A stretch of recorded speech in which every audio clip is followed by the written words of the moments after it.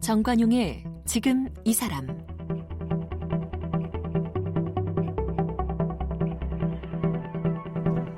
여러분 안녕하십니까? 정관용입니다. 옛날 고리짝에 그 할머니의 옛날 이야기는 이렇게 시작하죠. 근데 여기서 나오는 이 고리짝이 버들가지로 엮은 괴짝이다 이렇게 오해하는 분들이 많으신데, 옛날 고리짝 할 때의 고리짝은 옛날 고려적에, 그러니까 고려 시대에 이런 얘기라고 합니다. 고려 태조 왕건이 후삼국을 통일하고 세운 나라죠. 한민족이 완전하게 정치, 사회적 또 문화적으로 통합을 이룬 국가였고, 바다로 육지로 사통팔달 세계의 경제와 문화가 오가는 찬란한 나라였습니다. 지금 서울 용산에 자리한 국립중앙박물관에서는요, 이 대고려 그 찬란한 도전 이런 이름의 전시회가 열리고 있어요. 1100년 전의 고려, 우리 21세기를 살아가는 우리에게 어떤 의미일지 국립중앙박물관 백이동 관장을 초대해서 이야기 좀 듣겠습니다.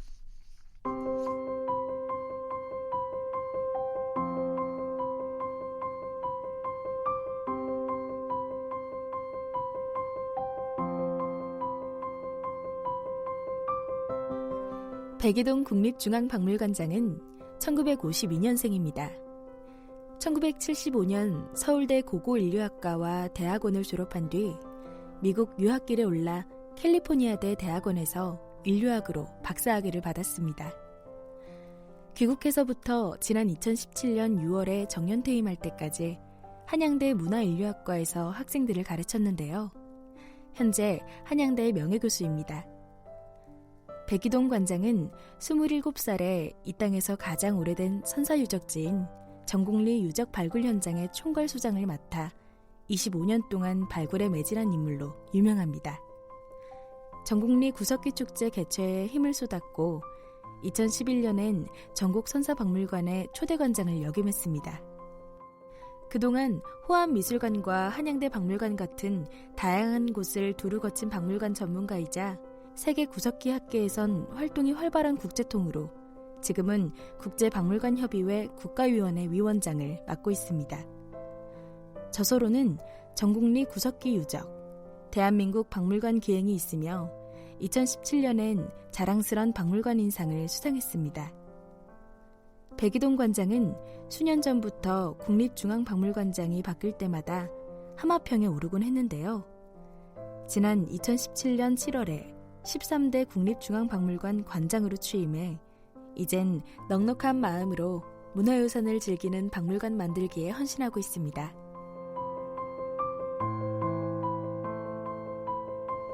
네, 국립중앙박물관 백이동 관장 나오셨습니다. 관장님 어서 오십시오. 네, 안녕하세요. 네, 초대해 주셔서 감사합니다. 나와주셔서 감사합니다.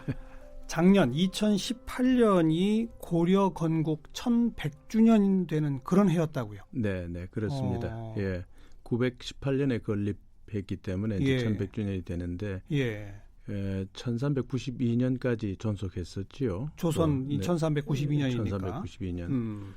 근데 이제 1000년이 더 중요하겠지만 1000년 때는 일제강점기가 돼서 건국을 갖다 기념할 수가 없었으니까. 그러네요. 이번에 이제 1100주년이라는 건 어떤 의미에서는 1000년 기념 플러스 1100주년 기념 이런 뜻이 되겠죠. 그래서 작년에 무슨 기념 행사나 이런 것도 많이 있었습니까?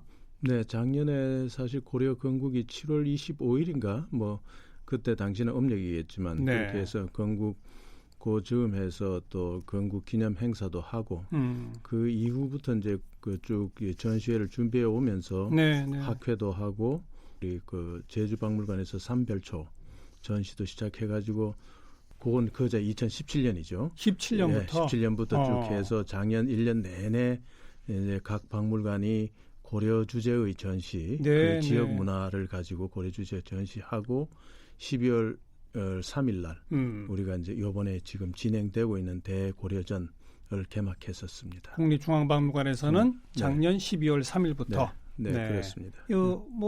오는 3월 3일까지 3월 전시는 3일까지 계속된다고요. 네, 네. 네. 근데 그 고려 시대의 유물 같은 것도 많이 남아 있습니까? 많이 남아 있는 편입니다. 물론 뭐 조선 시대에 비해서는 적겠죠. 많지는 않겠지만 예. 고려 시대 유물도 많이 남아 있고 또 다행히 우리 국립박물관에서는 옛날 개성박물관에 있던 고려 유물들이 많이 서울로 중앙박물관으로 이전됐었습니다. 개성박물관에 있던 개성이 고려의 수도였었죠. 고려의 수도인데 개성이 사실은 6.25 이전에는 38 이남이니까 그렇죠. 남한 땅이죠. 그 6.25 동란 과정에서 이제 개성 유물들이 이 국립박물관으로 넘어오게 된 거죠. 물론 그때 다 가져오지는 못했겠지만. 네. 그렇군요. 그리고 이번 전시는 그 해외의 박물관이나 이런 데 있는 것들도 많이 가져왔다고 하던데요. 네. 그 전 세계 미국하고 유럽하고 유럽에서도 이제 브리티시 뮤지엄 그리고 이태리의 저 동양 미술 박물관 이런 데서 협조를 해서 그 물건들을 가져왔는데 대개 한 11개 기관에서 한 60여 점 이 유물이 출품됐습니다. 그 고려 시대 유물이 그렇게 전 세계 다른 나라 박물관에 가 있게 된 사연은 어떻게 된 겁니까?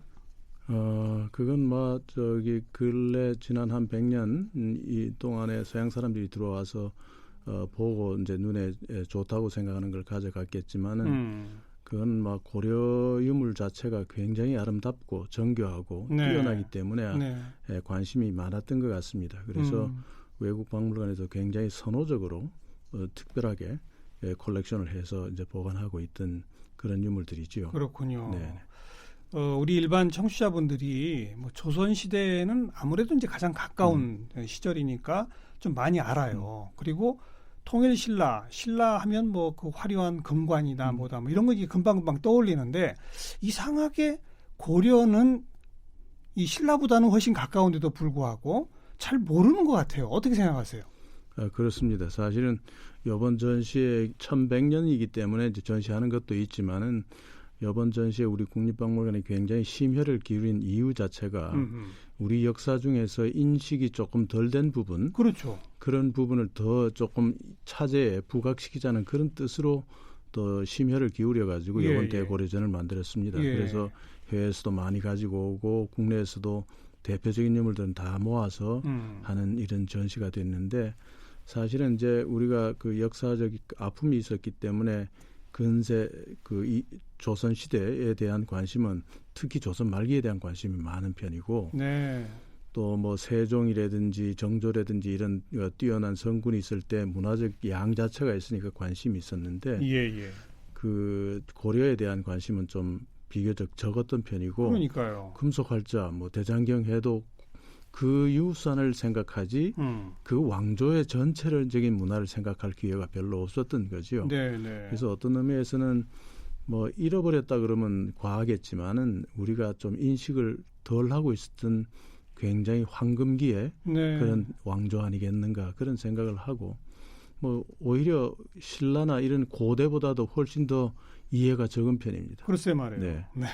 뭐 신라 같은 데는 이제 고분파면 금관이 나오고 뭐 특이한 게 나오니까 그게 이제 신문에 많이 이제 오르내리고 하니까 인식이 있는데 또 경주가 아주 그 관광 도시로 일찍부터 발전하면서 더 친숙해지고 그런데 고려는 아무래도 그 개성이 북한 땅이다 북한에 보니까 있고 그래서 인식이 많이 낮은 거죠. 그런 거죠. 근데 지금 방금 관장님께서 고려를 아주 참 황금기였다는 식으로 표현하셨는데 정말 그렇게 부를 만합니까?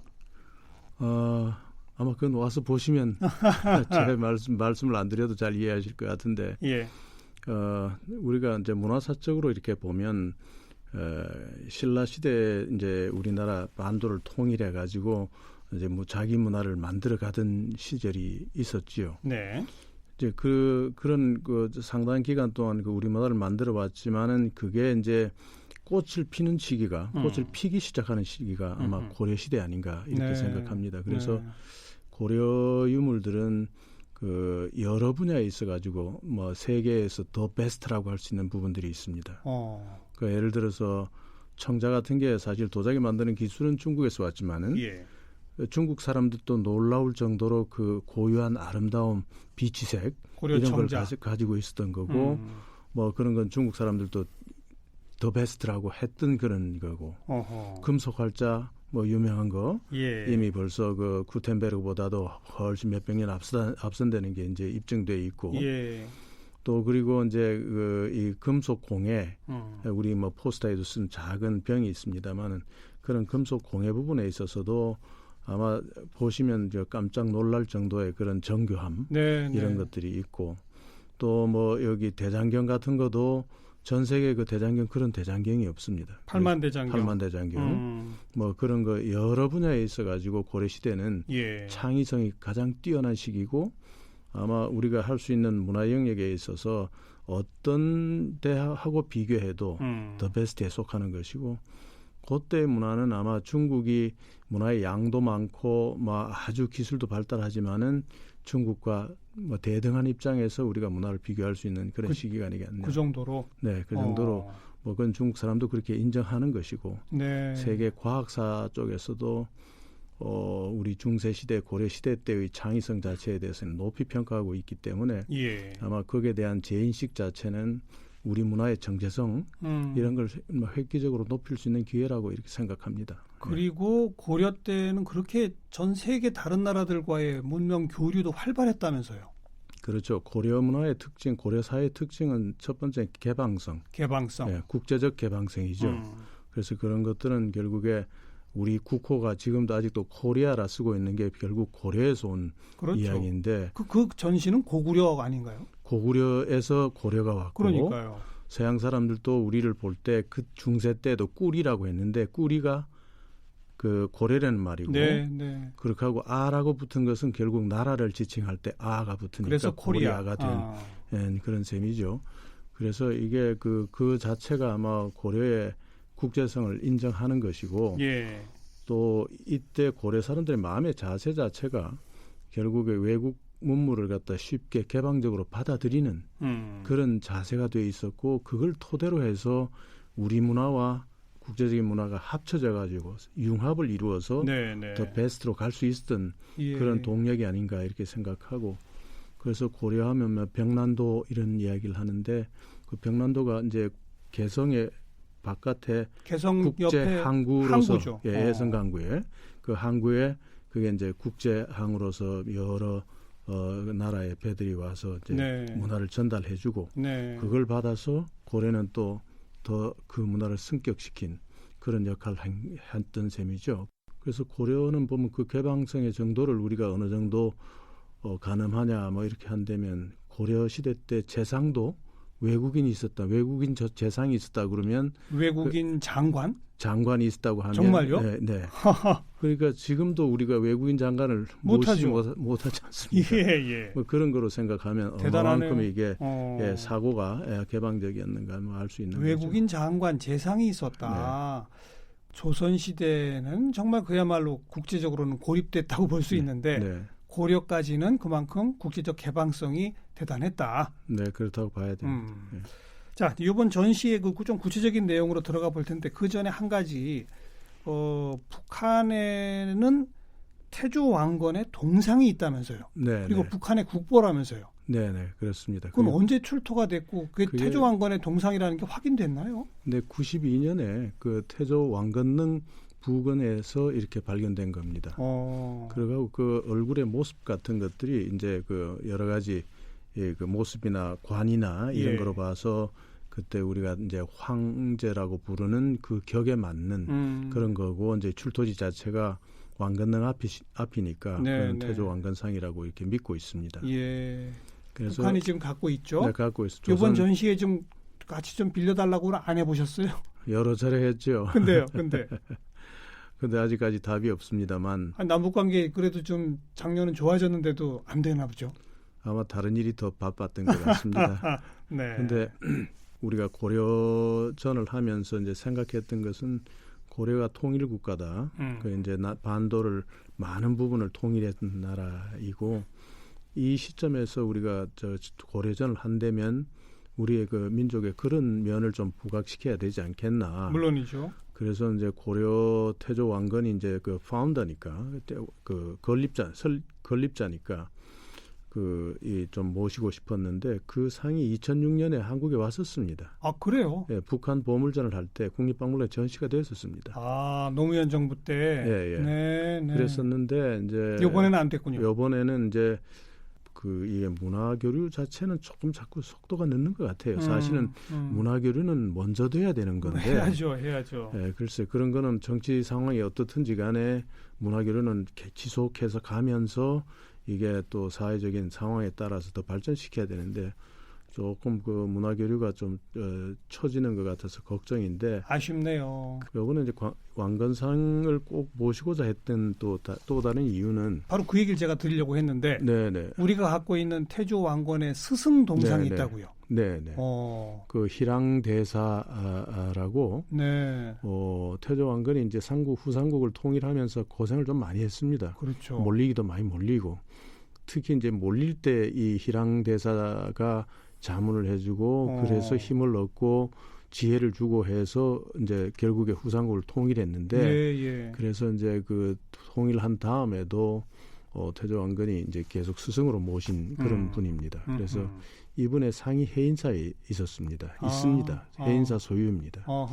그래서 해인사 가시면 희랑대라고 있습니다. 예. 원래 그분 상이 모셔져 있던 데인데 거기에 이제 지금 1100년 된 그 희랑대사 상이 있었는데 그게 이제 건칠 좌상입니다. 전면은 5칠 가지고 만들었고 후면에 이제 목조로 해가지고 이제 보완을 했던 건데 아마 우리나라에 칠과 나무로 된 그 인물상이 1100년짜리가 있다 그러면 아마 사람들 별로 안 믿을 겁니다. 저도 잘 안 믿겨지는데요. 거의 본 적이 없기 때문에. 정말 해인사에서 그렇게 귀하게 이제 모시고 있었던 건데 손상 없이 온전하게 잘 보존돼 있습니까? 네네, 잘 보존돼 있습니다. 제가 해인사 몇 번 가봤는데 그 대장경은 장경각이 있고 그 봤는데 희랑대사 상은 못 봤거든요. 그 원래 이제 희랑대에다가 보관을 하고 있었는데 그게 좀 위험하다 그래가지고 이제 박물관으로 그 박물관을 지으면서 박물관으로 이제 다시 갖고 내려왔는데 해인사 박물관으로 해인사의 박물관이 성보 박물관이 있습니다. 근데 이제 그것도 내놓으면 그 전시를 하게 되면 손상 입을까봐 그걸 이제 수장고에 넣어놓고 일반 전시를 안 하는군요. 일반 전시는 카피본을 가지고 하고 있습니다. 아, 그래요. 이번에 그럼 이번에 진품입니다. 그래요. 그래서 희랑대사상 자체도 1100년 만에 해인사 산문을 나온 겁니다. 이야.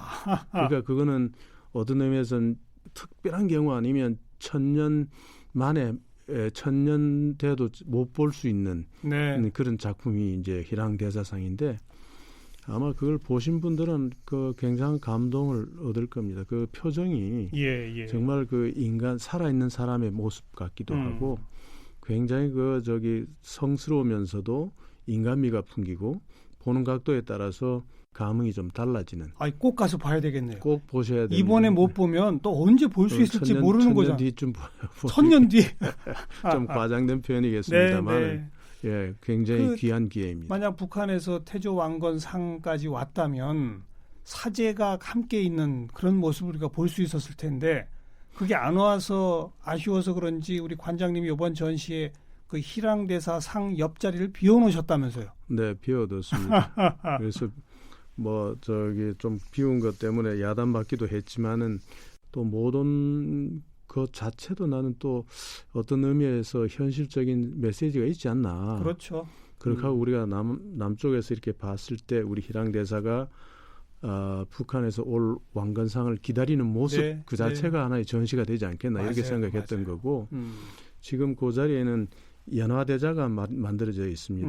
그 연화대자 자체도 사실 인간문화재 지공회장 정명 스님이 만드신 겁니다. 조만간 이제 그게 완성되겠죠. 네, 돼야죠. 사제지간의 만남이. 그럼요. 네, 알겠습니다. 이번 전시가 4가지 테마로 이게 구성이 되어 있다고 해서 하나하나 좀 잠깐씩 소개해드렸으면 좋겠는데 첫 번째가 고려 수도 개경, 두 번째가 고려 사찰로 가는 길, 세 번째는 차가 있는 공간, 마지막이 고려의 찬란한 기술과 디자인 이렇게 되어 있거든요. 고려 수도 개경 이 공간은 어떻게 구성이 되어 있습니까? 아마 전시를 이제 들어가게 되면 처음에 이제 부딪히는 게 고려라는 나라가 가지고 있는 국제성 이런 걸 이제 이야기할 텐데 세계 지도상에 고려가 어떻게 표시되어 있는지 그때 당시에 예. 또 이 고려 때의 나온 유물 중에서 해양 무역을 상징하는 그런 걸 배짐으로써 고려가 그 국제성을 그 표현하는 그런 공간을 마련하고 있는데 네. 뭐 그걸 돌아가면 이제 그 왕건상을 기다리는 희장대사상 그게 이제 별도 공간으로 되어 있습니다. 그래서 그 장소를 잠깐 지나가면 전 세계에서 왔던 고려시대 보물들을 쭉 볼 수가 있고 예. 이제 거기서부터 시작해서 이제 고려 개경이라고 생각하시면 되겠죠. 개경이 아주 대도시였다면서요, 그 당시. 개경이 그때 그 한 10만 호라고 하면 10만 호. 한 호라고 하면 한 가족이 사는 집을 이야기할 집이죠. 텐데 뭐 한 4명, 5명 산다 그러면 40만 뭐 40만, 50만이 될 수 있는 그런 어. 인구 규모니까 엄청나게 큰 셈이죠. 그렇죠. 그리고 이제 이 고려 개경에 살던 사람들의 이게 이 씀씀이를 이렇게 보면 그 역시 이제 국제성이 보이는 거죠. 그 고려 왕이나 귀족이나 이런 무덤에서 나온 걸 보면 네.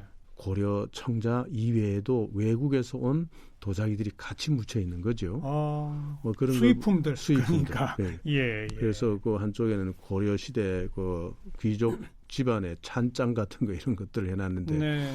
거기에 이제 외국 사람들 산에 알겠습니다. 그 물건들이 알겠습니다. 있고 또 그리고 뭘 이게 장식하는 것도 보면 굉장히 그 섬세하게 아름답게 한 장식들이 있는 뭐 그런 공간을 볼 수가 있습니다. 그래서 그다음은 이제 불교 국가니까 고려 사찰로 가는 길. 네, 사찰로 불교 가는 관련 유물들이 쭉 모여 있겠군요. 네, 많이 모여 있습니다. 그래서 거기 이제 큰 불상들 그리고 이제 우리가 세계적으로 자랑하는 고려 불화들, 수월관음도 이런 것들이 이제 전시되어 있고 네. 그 유물 중에서는 옛날에 고려 시대 때 불상을 조성하면서 사람들이 여러 가지 소원을 적어서 넣었던 복장 유물이 있습니다.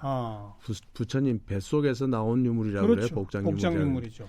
뭐 그런데 보면 뭐 배, 천, 비단도 있고 또 어떨 때는 뭐 보석 같은 것도 있고 예. 어떨 때는 심지어 곡물 뭐 이런 것도 다 들어 있습니다. 흔히는 거기에 여러 가지 불경 같은 걸 이렇게 적어서 넣어가지고 그걸 조성하는 기원자들의 네. 원을 이렇게 적어서 넣게 되지요. 뭐 그런 것들이 있는데 그때 당시에 그 사람들의 여러 가지 그 희원이라 그래 기도라 그럴까 뭐 그런 걸 이렇게 적어서 넣은 것들이 엿볼 수 있는 네. 기도하는 거 자기가 내세에서 이루어야 될 거 뭐 그런 것 중에 연말에 회자됐습니다만은 내가 다시 태어난다면 원나라의 남자로 태어나게 해달라 뭐 그런 소원을 적은 것도 있어가지고 사람들이 참 어떤 의미에서는 쓴웃음이고 또 이 시대에 또 반추에서 보면 참 고려가 개방사회라고 하지만은 또 여성이 그런 고통도 있었구나. 그렇죠. 이런 걸 좀 알 수 있는 그런 자료들이 있습니다. 예. 그다음이 차가 있는 공간인데 특별히 고려가 이 차하고 마시는 차하고 뭐 깊은 연관이 있나요? 뭐 그게 이제 생활 자체가 굉장히 뭐라 그래 감성적인 그런 생활을 했다는 그런 표현이 되겠지만은 절에서도 차를 계속 그 차 공양을 하는 게 있죠. 예. 그렇게 하고 이제 귀족 사회에서도 이제 차 문화가 굉장히 발달돼서 아마 우리가 보는 청자 이런 것 중에서도 차구, 차를 마실 때 쓰는 도구들이 굉장히 많이 있습니다. 그래서 차 문화가 굉장히 발달된 거로 알 수가 있고 그래서 실제 차에 대해서는 아직도 우리가 잘 모르죠. 네, 최근에 이제 우리 조선차는 잘 알지만은 이 고려차는 잘 모르는데 고려차를 뭐 기록 같은 걸 가지고 복원해 내려는 노력이 있습니다. 그래서 차구로 봤을 때는 틀림없이 차를 굉장히 흔하게 마셨고 어떤 차를 어떻게 마셨냐 이건 이제 잘 뭐 아직까지는 우리가 복원이 잘 안 돼 있는데 이번 고려전을 계기로 해가지고 그걸 연구하시던 분들이 나와서 다시 시도를 하고 있습니다. 좋네요. 마지막이 고려의 찬란한 기술과 디자인. 네. 아마 전시를 보시다가 고홀까지 가면 지쳐버리실 것 같아요. 근데 가장 아름다운 것들이 있을 것 같아요. 거기가 사실은 그게 제일 그 피크인데 그러니까 제일 이름부터가. 중요한 코너인데 거긴 보시면 이제 도자기에서 제일 빼어난 거, 기술적으로 네. 제일 빼어난 거. 네. 또 그리고 금속 공예 중에서 제일 빼어난 금속 공예들을 모아놨습니다. 그래서 알겠습니다. 그거는 어떤 거는 너무 작아서 잘 안 보이는데 거기 뜯어서 보면 굉장한 기술이 숨어 있습니다. 확대경으로 이렇게 볼 수 있게 해놓으셨죠? 네, 그렇습니다. 예. 그래서 여기 우리 포스터에 나와 있는 그 금속 조각병 뭐 그것도 보면 그 포스터가 있으니까 굉장히 큰 거라고 생각하고 오시는 분들이 많습니다. 예. 그게 아마 엄지손가락 2개 정도 굵기에 하하. 뭐 그런 병입니다. 그래서 제가 지금 보고 있는데 엄지손가락 2개 정도인데 이렇게 섬세한 문양이 조각되어 있단 말입니까? 그걸 압출법이라고 안에서 이렇게 눌러서 그 조각을 부조 조각을 만들어낸 거죠. 꼭 가봐야 되겠습니다. 그리고 저런 기술은 사실은 거란 쪽에서 들어왔다고 보는 기술인데 그걸 네. 고려화해가지고 예. 저런 기술을 표현한 것이죠. 그러니까 의도적으로 지칠 때쯤 마지막에 눈 한번 번쩍 뜨게 해주시려고 마지막 섹션에 고려의 찬란한 기술과 디자인을 배치하셨군요. 네, 그렇습니다. 그거는 지나치면 안 되는데 지쳐서 아마 흔히 지나치는 분이 있는 것 같아요. 그래서 그거는 다시 한번 조금 쉬셨다가 보시면 고려 문화의 고려에게 예술의 정수를 한번 느낄 수 있지 않을까 하고 그 끝에 와서 우리 에필로그 코너가 있는데 에필로그 이게 이남 쪽에서는 유일하게 고려 활자로 인정된 활자를 우리 국립박물관에 가지고 있습니다. 그 활자하고 이제 조선시대 활자하고 이제 병렬해서 전시하는데 비교해 볼 수 있게. 네, 그것도 굉장한 하나의 상징입니다. 왜냐하면 고려 시대 때 금속 활자를 발명해가지고 쭉 만들어 오다가 그게 조선 초기가 되면 그 금속 활자를 무지하게 많이 만들어서 책을 많이 찍습니다. 그래서 우리가 흔히 조선 시대를 책의 나라라고 이렇게 이야기를 하는데 그 근본 자체가 결국에는 고려의 금속 활자 기술에서 조선의 이게 책의 기술로 간 그런 거로 보니까 우리가 고려 조선을 다른 나라로 치지만은 문화적으로는 연속적으로 있었던 나라다. 뭐 이런 뜻을 보여주고 상징하는 에필로그 전까지. 오는 3월 3일까지 국립중앙박물관에서 열리는 대고려 그 찬란한 도전. 오늘 상세한 도움 말씀을 들었고 무엇보다 1100년 만에 해인사 산문을 나온 희랑대사 만나러라도 꼭 좀 가봐야 될 것 같습니다. 네. 이건 한번 보시면 안 되고 한 서너 번씩 보셔야 됩니다. 그리고 평생을 유적 발굴 보존 박물관과 함께 오신 우리 백이동 관장 인생 이야기는 내일 좀 마저 듣도록 할게요. 고맙습니다. 감사합니다.